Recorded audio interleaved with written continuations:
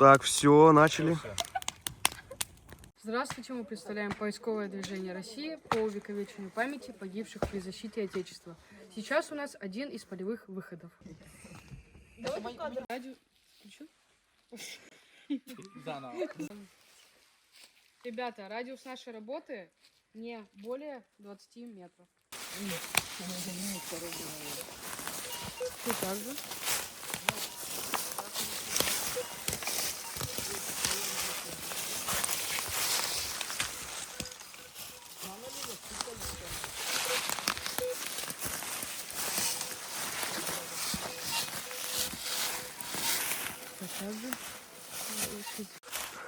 Что там такое? Яма?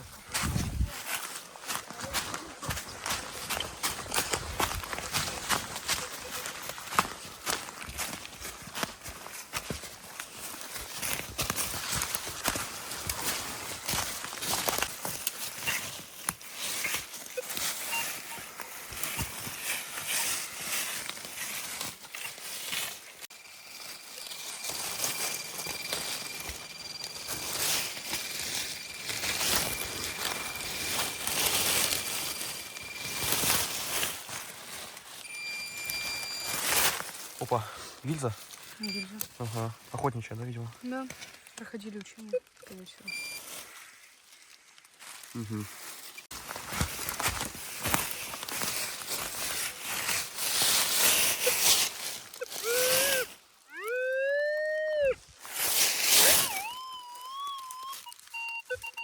Знаешь, на чем реагирует? Ну что? На телефон. Да, извиняюсь. Банки нашли даже.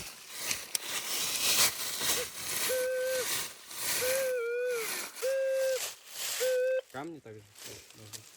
Скорее всего, это какая-нибудь полка. Ну, как бы поиски это такое дело. Как бы непонятно еще. О, у них там сигнал. Гробы, смотри, видишь? Вон. Да. Незакопанные гробы. Опа. Сигнальчик.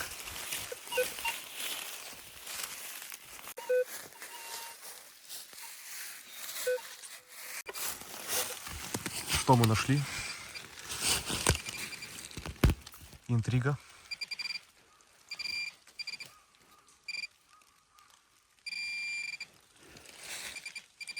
Вот что-то здесь. Ну да, в кучке. Есть еще один прикол интриги. Здесь может быть рассыпана или дробь, или маленькие металлические частички, и Ну вот, которые мне кажется. очень сложно будет найти. То есть мы находим, Ну да, а да, что но как из бы в этого земле мы не видим. песчинки эти маленькие. Да. Тут как бы это. Оксана, телефон бери. Да, это не от телефона. Ну да, это, наверное. Дробинка, ну, возможно. Конечно. Да, я думаю. Мелкие частицы. Вот, уже нет. Или Камень. гвозди какие-нибудь. Камушек. А это Камень. осколок, возможно. Ничего это. Какой-нибудь осколок. Непонятно? Да нет, это понятно. Это осколок. Ну вот осколок, да. Такой вот. Братва, зацените, какой тут классный антуражный лес. Вот такие корни древние.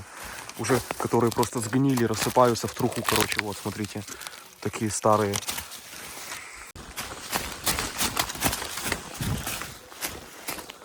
Да ничего. Ну чё, как ваши успехи? Уже он это, осколок нашли какой-то. Кто? Мы нашли осколок. Зачем они же носки металлические? Может он от них, может он вообще на них реагирует.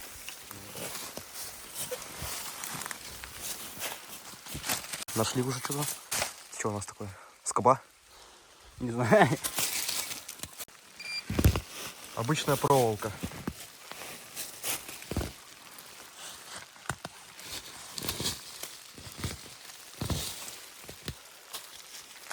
Вешай на дерево какое-нибудь.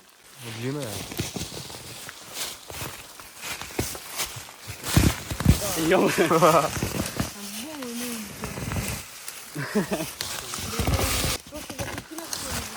Да, так, типа, чтобы видно Я было. знаю, что они ищут. Ну что, как ваши успехи? Ничего не нашли? Ничего нету. А вы там проволоку вытянули. Че, промокли, что ли? О, ну-ка, старинный какой-то замок, да? Класс. Ну, неплохо, что такое, типа это, сувенирчик такой.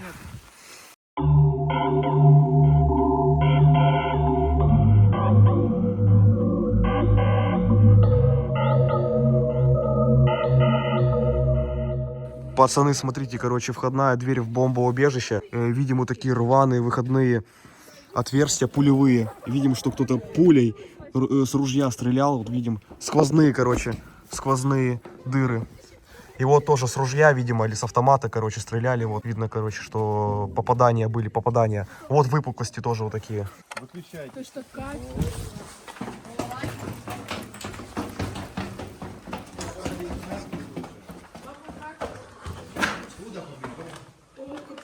Что я уже не хочу туда идти. Идем.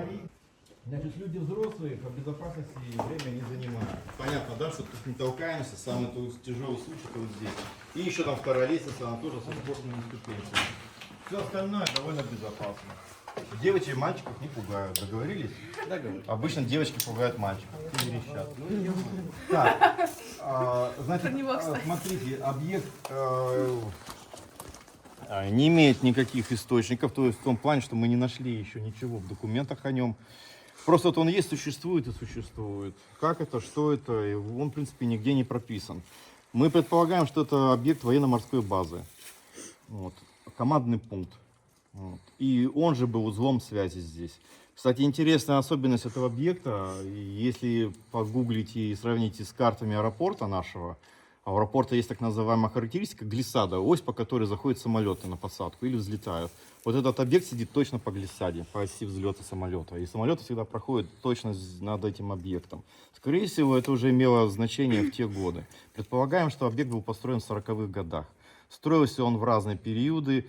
Первый, самый нижний блок, куда мы сейчас спустимся, относится к раннему периоду, это 40-е годы, о чем говорят особенности. Второй и третий блок более поздние. Скорее всего, годов 60-х. Вот. Ну, кстати, почему даже вот эти объекты, чем интересны и что выдает их, ну, скажем, отношение к военно-морскому флоту, либо к сухопутным частям. У моряков всегда есть свои такие фишки, типа вот таких дверей с вентилями, задвижками, рычажные. Вот такое используется на кораблях.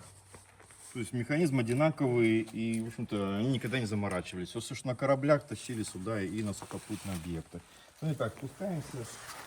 Объект по себе несложный. Сейчас все поймете. Вот, собственно говоря, внешняя граница объекта. То есть сперва был вырыт котлован огромный. Естественно, поставлена опалубка и сделано литье бетона. А уже весь этот вход более позднее сооружение. То есть его отделали, ну, довольно грубо. Как видите, штукатурка уже отваливается. Тут даже следы проводки электрической. Освещение было в нем. Вот. Ну и вот эта бетонная плита тоже говорит о том, что объект был перестраивался. Скорее всего, это даже не родная лестница и не родной портал. Ну, итак, идем дальше. Коридор.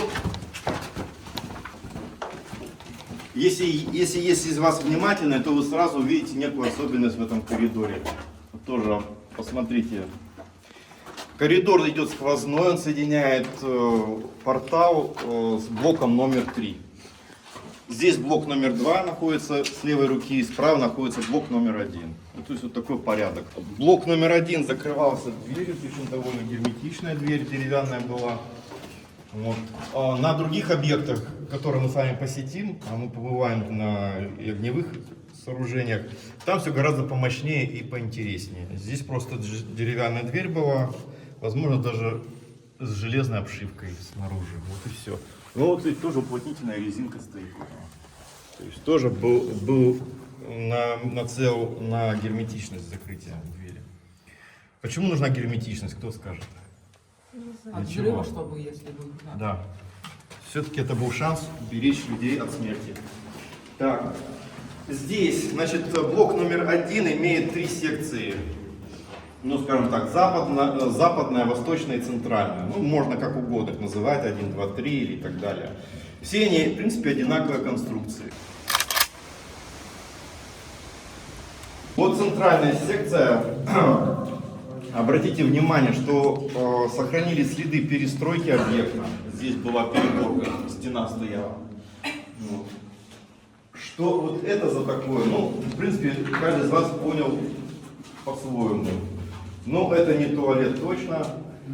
Хотя настораживает тот момент, что вообще в таких всех объектах есть свои санузлы. Причем они довольно автономные. И вообще все подземные сооружения укрепрайона либо военно-морской базы, которые сохранились до наших дней, обладают одним хорошим качеством – автономностью. То есть их строили с учетом сопротивляемости. В случае нападения противника объекты должны выдержать не только артиллерийский обстрел, но еще и химическую атаку, вот, химическое заражение. И в каждом из этих объектов есть свой набор таких инженерных хитростей.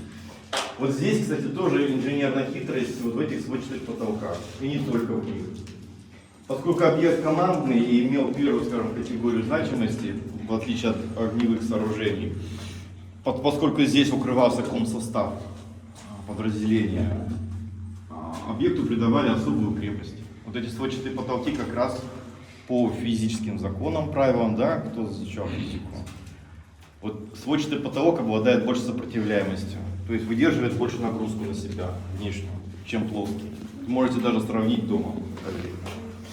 Так, что еще видно? Никакого оружия, никаких здесь спецвещей мы не нашли, когда первый раз пришли сюда, а случилось это почти что уже 20 лет назад, наверное. Точно даже не припомнишь. Мы здесь не нашли. Единственное, что здесь были остатки деревянного пола. Вот на этом месте здесь потом все вычистили, убрали гнилую древесину. Мусор был. А во втором блоке вообще был деревянный настил. Ну, там потом посмотрим. Так. Назначение этих камер, скорее всего, транзитное помещение, либо могла находиться радиоаппаратура здесь, либо приборы, либо карты, еще мы не знаем точно, потому что оно центральное. Вот это помещение, оно было жилым. То есть здесь размещалась, ну, скажем так, условно казарма. Почему? Потому что вот эти следы на стенах с чопами, в отверстия забитые чопы, это специальные места для крепления нар, то есть спальных мест. Такое средство использовалось, в принципе, повсеместно, это практика. Еще интересная отличительная деталь, вашему вниманию, вот это редкость. На полу метлахская плитка германская. Ну, вообще это производство 30-х годов, не позднее, даже скорее конца 20-х годов. Если вы внимательно и понаблюдаете Дом культуры наш местный, РТК, вы увидите там точно такую же плитку. Дом культуры был построен до 1936 года, поскольку Валерий Чкалов уже выступал в нем в 1936 году после приземления. Так что история этой плитки очень интересна. И, кстати, другие объекты укрепрайона и военно-морской базы тоже декорированы, отделаны такой металлахской плиткой. Сейчас это большая редкость уже. Это, ну как, что это такое? Посмотри внимательно, видишь клейма, да? Типа розетки? Да, какой-то электрический. Да это даже, скорее всего, даже как не телефонная розетка. Ну, короче, какой-то... Тоже типа розетки. Да. Ну какой-то на прототип. Ну, можете сохранить, потом погуглить, поискать. Да, Здесь же, смотрите, еще интересная деталь. Вот это отдушина, то есть труба, ведущая наружу, это вентиляционный колодец. Поскольку все отсюда было вырезано, вынесено, еще неизвестно с каких времен, сейчас остается только гадать. Скорее всего, к этому флангу присоединялась еще деталь и шов-разветвитель, то есть воздуховоды подсоединялись сюда. Снаружи, если сейчас залезть посмотреть, там находится тоже вентиляционная шахта, маленький колодец бетонный, сверху которого надевался колпак специальный, чтобы не попадала вода и грязь туда вовнутрь. Но что это было, вход или выход воздуха, мы сейчас сказать не можем. В соседней секции тоже есть интересные приспособления, воздушный клапан.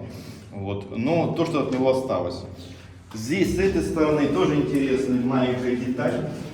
Здесь как раз находился тот самый шкаф, о котором я вам говорил, стеллаж металлический. Он срезан, осталась только фотография о нем.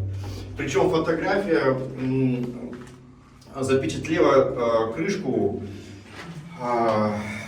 для разделителя кабеля с отметкой 1967. То есть, скорее всего, это период конца 60-х годов. Кабель связи, вы видите, вот он здесь торчит, он уходил за периметр, за стенку капитальную и уходил в город. все вот эти мелкие детали впоследствии могут помочь при реконструкции. 3D-модель объекта сделана, но она не осложнена, скажем так, начинкой, то есть инженерным оборудованием. Это можно сделать уже после. Так, дальше мы идем, переходим вот в этот секретный отдел. Почему секретный? Об этом говорят многочисленные эти вот дырочки, щели, в том числе и в стене, посмотрите, обратите внимание. Ну, опять же, никаких инструкций к этому объекту нет, остается только догадываться. Но методом исключения мы как поняли, что именно это приспособление, такие щели, для передачи документов. То есть здесь мог быть маленький архив, либо мог бы находиться командир, либо дешифровальщик для обмена документами. Документы подавали через ту комнату, там помещение есть соседнее. Вот. А хранить могли все вот здесь, в конечной комнате. Она просто замыкающая, и ничего особого там нет. Здесь тоже очень интересно. Но не курить, потому что здесь что-то находилось, не любящее огня, скажем так. Вентиляция. Ну и вообще, внутри объекта, конечно, курить как-то нет. Не круто. Да. Еще тоже одна маленькая подсказка в нашу пользу. Это кирпич. Значит, вот эта стенка была достроена после возведения объекта, то есть не изначально. То есть его перестраивали, уменьшали. Вот эти трубы, кому по рукам дать? Шкодничают, да? Тихо. Как обычно говорят, ремня дать. Давай, не первый. Вот, здесь проходила труба отопления. Вход горячей воды был через это отверстие. Рядом находится котельная, автономная дизельная котельная. Тоже потом посмотрим. Вот. И вода уходила обратно. Уже давным-давно вода лопнула, разорвала трубу. То есть система была разморожена. Так, что еще интересного? Ну, тоже водоснабжение верхнее, то есть возвратка, отопительный контур. Здесь за спиной у нас... Так, это получается схема такая, да, уже? Ну, да, вы рисуете. Кстати, вот тоже еще интересная фишка. Вот стена была, ее снесли. Вот достроили вот эту. Вот алюминий был, кабель. Да. А вот он шел. На металл, видимо, уже порезали. Здесь крепежка и был фонарь наверху. Да, как раз над нами. Было освещение. Да, естественно, ну, конечно. Так, что еще? А вот окошко вот это вот. Окошко, чтобы можно было опять же общаться, не открывая двери, не нарушая режима секретности. То есть человек закрылся здесь, все, его уже никто, ничто, как говорится, отсюда клещами не вытащит. И в любом случае контакт происходил с внешним миром через это окно. Такая дверь интересная, но она уже, по-моему, оторвана, да, она с петель снята. По логике пугать или чё? Опять же, уплотнитель резиновый. А это для чего? Что? Сейчас объясню, девочки, подождите. Это почта. Девочки, это только для девочки. Так. Так. Ну, давайте. Ну, да, обычно я заканчиваю здесь, переходя во второй блок. Ну, без разницы. Значит, это воздушный клапан. Специальный вентиль, который закрывал, регулировал подачу воздуха. Сейчас это все уже мертвая система. Вот. Можно посмотреть, погуглить. Мне попадались похожие механизмы для вот таких подземных сооружений. Можно найти и, в принципе, даже сделать макет, восстановить его. Ну, не в натуральную величину. Что тут у нас? Ну, кто-то уже там что-то кинул. Какой-то мешок полиэтиленовый. Кстати, довольно слабое звено, потому что здесь, понятно, в бетоне была шахта вылита изначально, а снаружи заделана кирпичом. Ну, если бы тут бомба разорвалась, бы это все нафиг вынесло. Последнее помещение в нижнем первом блоке. Ну, там все просто и понятно. Кстати, вот эти крепежки, скорее всего, тоже либо какие-то были настилы. Кто-то могло лежать документы, скорее всего, либо какое-нибудь оборудование. Могло быть оружие, кстати. А вот проводка еще вот тут. Вот. Ну, да. Электрический кабель. Причем он поднимается и выходит сюда. Вот это называемый колосник. Кстати, тут тоже, да, тоже все выродки посрезали. Здесь кронштейн висел. Вот. Это тоже противовзрывной колосник. Специальная решетка для гашения взрывной волны из коридора. Если что-то происходило снаружи, воздух гасился через вот эти отверстия. Давление уменьшалось через вот эти дырки. Я вас не стал пытать. Обычно школьников всегда задаю вопрос, для чего эти дырочки. Вот. Но редко кто понимает это назначение. За нами коридор. Просто тот самый, по которому мы сюда зашли. Если детонация происходила, то взрывная волна через эти отверстия просто теряла силу. Вот и все. Как дуршлаг. Второй блок сам по себе примитивен, там нет никаких вот таких секций.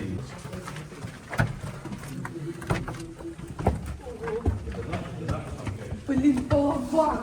Хватит нас уже пугать. Кто пугает? Да ты меня уже испугал. Ну, теперь вашей версии, что тут было? Смотрите Актовый внимательно. зал. Как хранилище? Ну, актовый зал уже, значит, кто-то где-то подслушал, да. Кинотеатр кто-то говорит. Ну, да. Опять же, это версия, потому что в документах ничего нет, как и самих документов. Опять же, говорит об этом высокая, вот это вот, высокий деревянный настил, который был здесь, судя по следам краски на стенах. Вот здесь тоже по периметру идут следы деревянного настила. Отопление было здесь. Никаких перегородок, ничего такого здесь мы не увидим с вами. Ого, схема уже побольше, да? Рисуют, молодцы. Но потом кое-что поясню. Так, отопление. И обратите внимание на особенность этого потолка. В отличие от первого блока, потолок прямой. Он армирован, это бетон. Это еще не плиты железобетонные, как в домах, но уже и не своды. А глубина земли здесь над нами всего сантиметров 40-50, не более. Ой, ты что, гость? Будет, да. Нет, почему-то. А как оно тогда стабилизировалось? Давление? Не, удары эти. Помещение было рассчитано на повреждения, то есть оно не было первой категории, в случае чего и могли всегда Чтобы пожертвовать. просто это напережить. Ну, люди здесь не прятались в случае атаки, они уходили все туда, вниз, там, где более мощная сопротивляемость. Здесь это помещение, скорее всего, да, социально-культурного назначения. Батарея спилили он на металл. Но их уже не было. А, уже не было. Да, они уже были сняты. Есть еще чудесные образцы в нашей фортификации укрепрайона, где пара всего-навсего радиаторов уцелела. Даже в глухих местах уже кто-то там побывал и пострадал. О, проводка еще сохранилась наша. Ну, возможно, даже медная. Сейчас я упаду, кто кого пойдет. Подайте руку даме. Ну, блок номер 3 вообще непонятное явление. Находится он практически на земле. Это вот, водорасширительный бак для отопления. И надо отколупнуть, да, вот этот бетон несчастный. На палочке была. Я все вижу. Вот по-хорошему, ну это уже задача будет скорее не для вас, а для взрослых, заварить вот это все безобразие, генератор притащить, чтобы сюда никакая сволочь не залезла, и сделать замыкание дверей, чтобы сюда тоже никто не проходил. Почему? А что не так? Да. А что не так? Вы видели, что сделали? Все посрезали отсюда.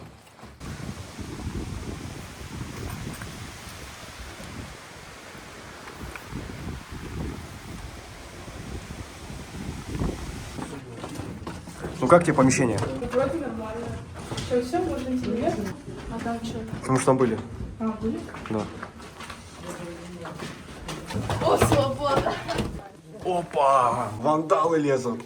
Ну что, схема готова? Ну, вроде более-менее похоже. Вот эти большие помещения, да? Актовый зал, окно. Мгм. Так, идем в какое-то другое место, интересное, непонятное, неизученное. По кустам, по лесу. Ау! Скололи! Так, фонарик не взял. Здесь стоял генератор, который давал ток. Здесь печи есть остаток. Тоже для согрева воды, подачи в объект, обогрев. А вот еще один. Вот остатки печи. А, небольшое, да, помещение такое? Ну, да, этого достаточно было, чтобы подогревать воду и гонять ее на циркуляцию. Шло все вниз, да, получается? Ну да. Но здесь Здесь очень хитро сделано. По сути говоря, это получается как бы пол, ноль. А объект находится на одном уровне с этим, ну, примерно, я говорю. Под нами. Да, просто он засыпан землей. И получается так, как будто он подземный. На самом деле он не шибко заглубленный.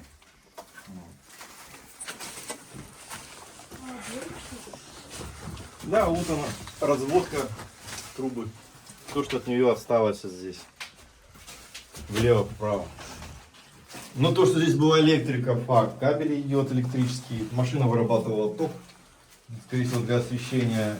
Либо электричество сюда поступало с города, но это был как автономный генератор на случай остановки. Какая здесь была машина? Ну, остается только гадать. Хотя, тоже в интернете много материала, можно заняться и восстановить, найти, что это было положительно. Могла быть плитка. Все, обвалилось уже. Тут на соплях. Нет, если на соплях просто все брошено. Ничего не Когда делать. люди бросают свое, все это погибает. Кстати, тоже интересная фишка. Гидроизоляция по периметру объекта, чтобы уменьшить попадание воды. Нет, там не просто пустая. Ну а вообще ваше первое посещение было когда сюда? В начале 2000-х годов. В начале 2000-х. Но он еще был в более хорошем состоянии, да, получается? Ну да, потому что с каждым годом ситуация не улучшается. Да. Да, там бурундучок. Или А. Прям в лесу, что ли? Близко не идите. Да это вы наступили, я прилетела. Да. Я попросила, чтобы выбраться отсюда. Что такое? В чем паника?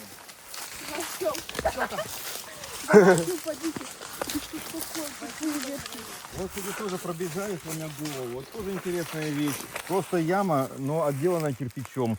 Рядом находится точно такая же, но еще с укрытием небольшим. Тоже теряемся в догадках, что это такое. Скорее всего, могло быть какое-то углубление для антенн. Вполне возможно. Мы нашли жестяную банку. Очень интересно. Очень интересная находка на Да. самом деле. Ну, намного лучше, чем проволока. Они там замок нашли какой-то. Ребятки, котятки, что вы нашли?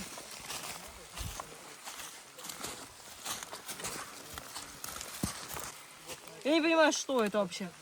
Из себя представляет. Это аккумулятор, возможно. Со стеклом внутри, но оно при этом рассыпается. Сейчас легко. профессионал проверит.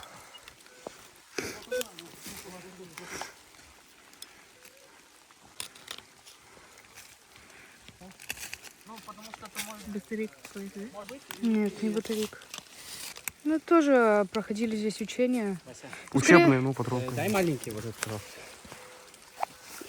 Пин. Учения, как бы это можно приравнить к гражданской войне, но по факту это ненужная штучка, но вы молодцы. Вот эта вся полоса чуть ниже, за вон тем деревом, вот так вот прямо идет проволока жестяная.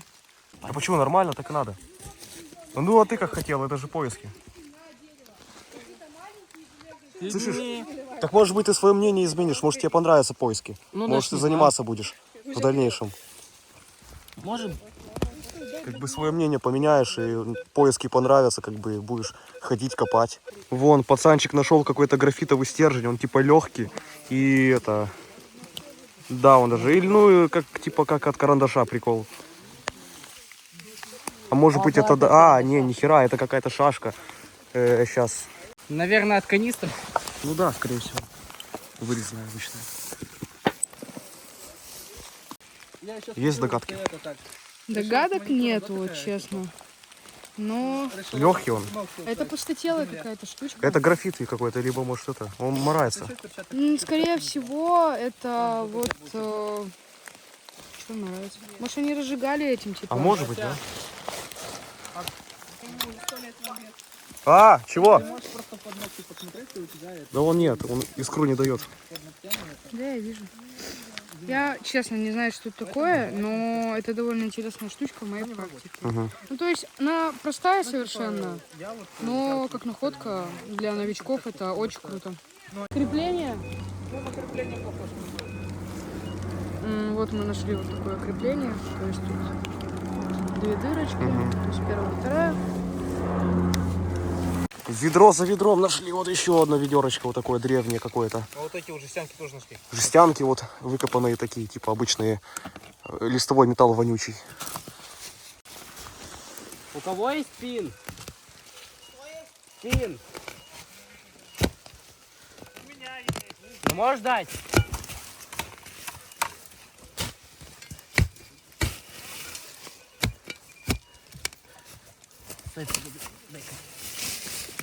Ну-ка, пробуй здесь.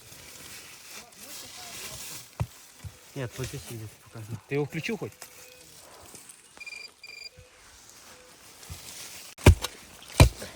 А у нас уже есть. Ну давай еще один. А, топориком. Как-то. Здесь тоже же. А, нет. Сейчас мы тогда возле корня подкопаем.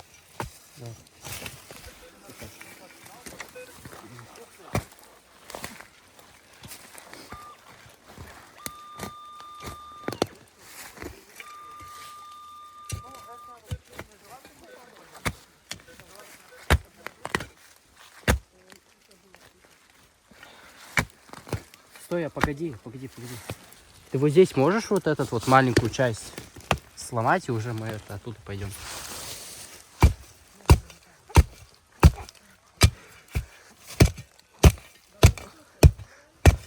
И ты там уже это можешь лопатой попробовать. Пин, да. Через 5 минут возвращаемся обратно. Не, дай парня. Не-не, они сделают и возвращаемся обратно. Да? Да. А, это гром. Его машина едет. Сейчас дождик, видать, пойдет. Ну скоро-скоро уже. Уже к цели близко.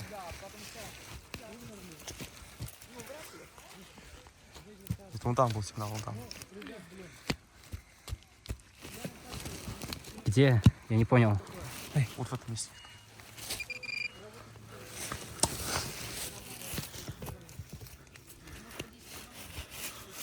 Где? Я не понял. Попробуй. Где? Вот. Фу ты, ёб твою мать. И ради этого. Ну да, ты как хотел. Стой, ну куда сними это. Ага. Это вообще ножовка была.